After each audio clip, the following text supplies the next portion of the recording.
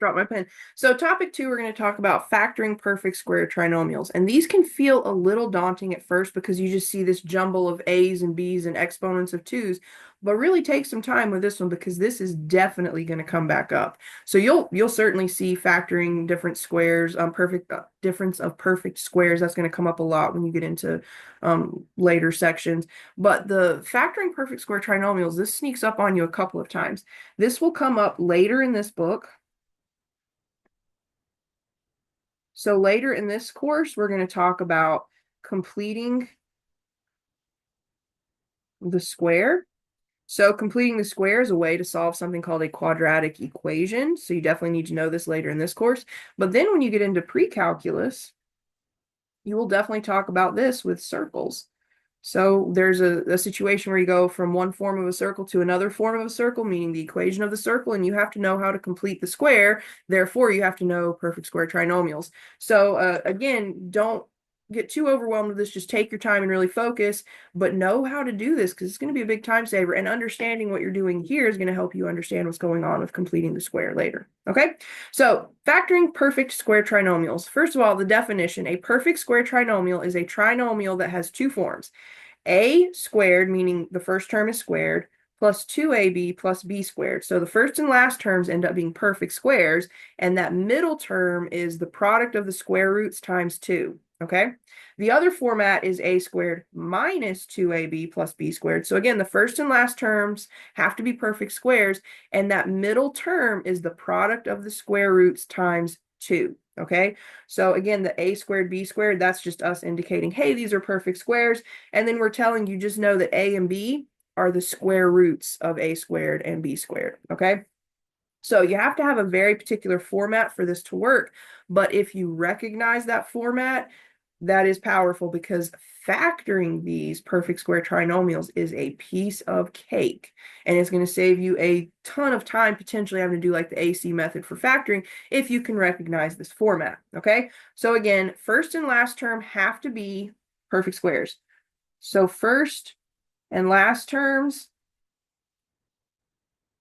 can't spell, can I? First and last terms must be perfect squares. And then the middle term is where you have to be really careful. Middle term is twice the product of the square root. I'm going to say the square roots of the first and last terms. So it's that middle term you got to be really careful with. It's pretty easy to recognize the perfect squares at the beginning and end. It's the middle term you got to be careful with, okay?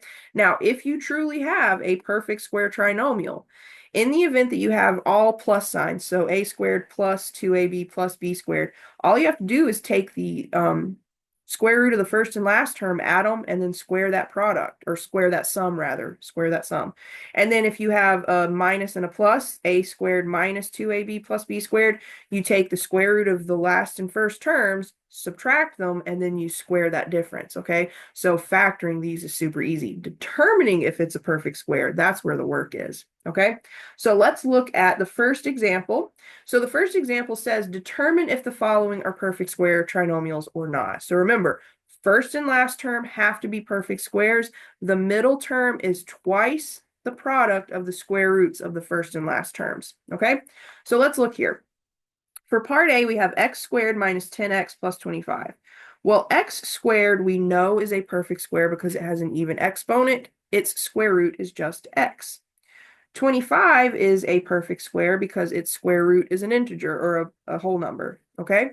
Now, I want to multiply these and then double it. So I want twice the product of these square roots. And if I get the middle term, we're good to go. So the square roots are x and 5, so 5x. I double it, I get 10x. That is the middle term. Well, I didn't mean to like write through that.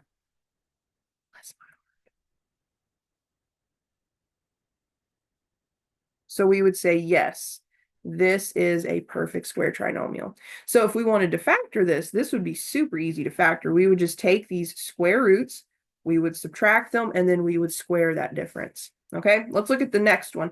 So for part B, we have 4x squared plus 14x plus 49. So let's look at our square roots of first and last terms. Well, the square root of 4x squared, we want the square root of 4, which is 2. The square root of x squared is just x. We want the square root of 49, which is 7. So we need to take 2x times 7 and then double it. So let's see, 2x times 7 is 14x. And then 2 times 14x is 28x. That is not the middle term.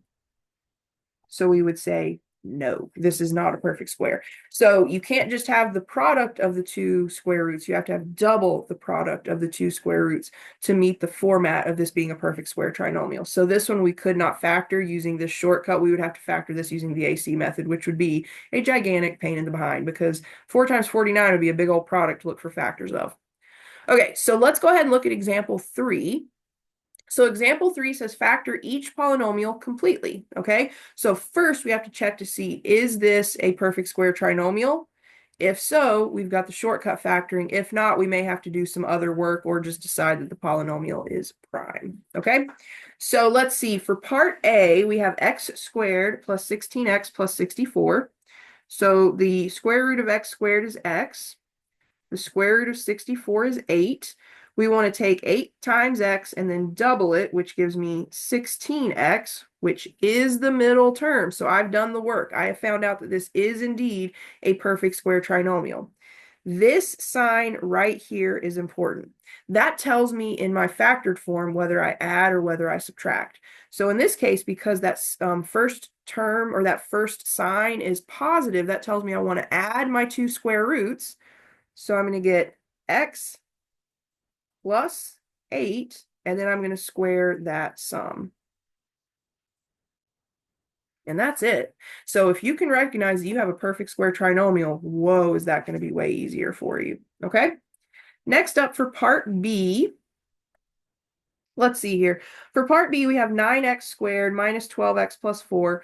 I didn't mention this in the first example here for part A, but you always want to look to see if you have a GCF. There's no GCF here. 12 and 4 have a common factor. 9x squared and 12x have common factors, but that's it. There's no GCF overall. So we want to check the criteria. We want to see if this is a perfect square trinomial. Well, the square root of 9x squared is 3x. The square root of 4 is 2. So we want to take 2 times 3x and then double it. So let's see, 2 times 3x is 6x. If we double it, we get 12x, which is the middle term. So this is indeed a perfect square trinomial. So happy face, happy face. So this sign right here tells me if I add or subtract my square roots, okay? In this case, I'm going to subtract my square roots. So I'm going to take 3x, I'm going to subtract 2, and then I'm going to square that difference, okay? And if you want to check these, okay, remember, if I have x plus 8 squared, that equals x plus 8 times x plus 8.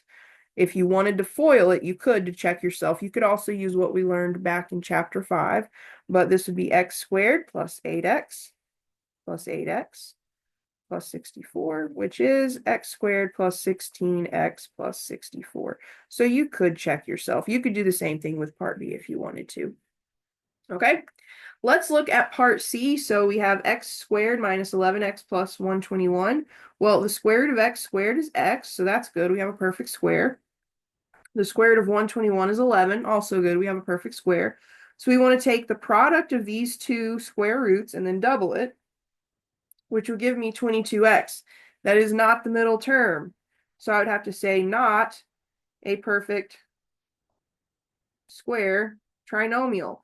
So we would have to try to factor this some other way. So we do have a coefficient on the square term of 1, which tells me this is a quadratic trinomial where a is 1. So we could try shortcut factoring. I'm pretty sure the only factors of 121 are 11 and 11. So that's never going to add up to be negative 11. So we would just say this is prime. It's not going to factor for us with integers. Okay? So there you have it. That's the perfect square trinomial. Again, it can be a little overwhelming when you see all of this up here, the a's and the b's and the exponents of 2, but really take some time and study this and understand what I showed you here. If you do have a situation where you have a perfect square trinomial, factoring is so easy if you know the shortcut. It's way quicker than doing the, like, for example, the AC method, okay? So focus on this, study this, make sure you understand what's going on, because this is for sure coming up again at the end of this course and then again when you get to pre-calculus, okay?